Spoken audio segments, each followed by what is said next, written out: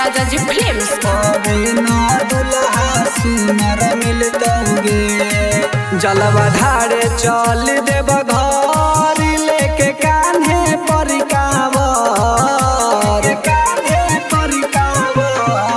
जलवा ढारे चल देव घर लेके कान्हे परिकावर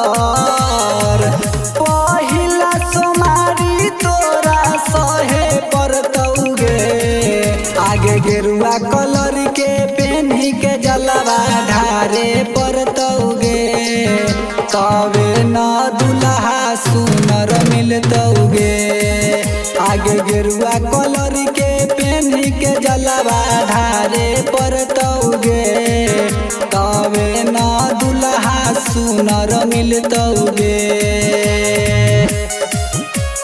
ढारे परतौगे गेरुआ कलर के पेन्ही के जलवा ढारे परतौगे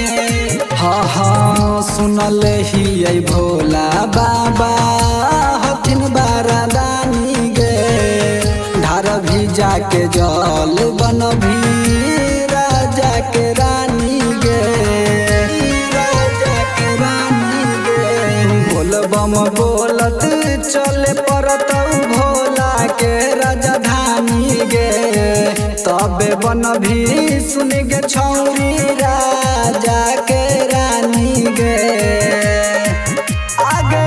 सावन भर पूजा तोरा करे परतौगे आगे गेरुआ कलर के पेन्ही के जलवा ढारे परतौगे तबे न दुल्हा सुनर मिलतौगे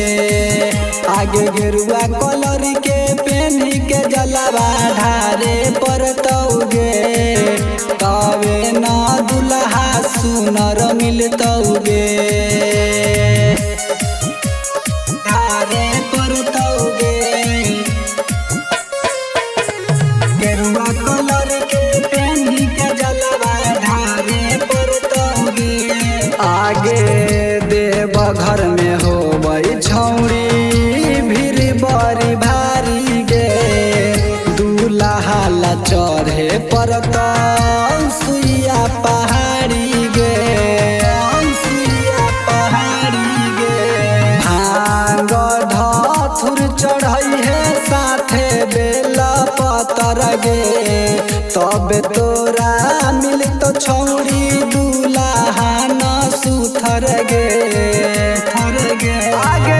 हाकिम कोल्लू दादा जैसन तबे मिलतौगे आगे गेरुआ कलर के पेन्ही के जलवा ढारे परतौगे तबे न दुल्हा सुनर मिलतौगे आगे गेरुआ कलर के पेन्ही के जलवा ढारे परतौगे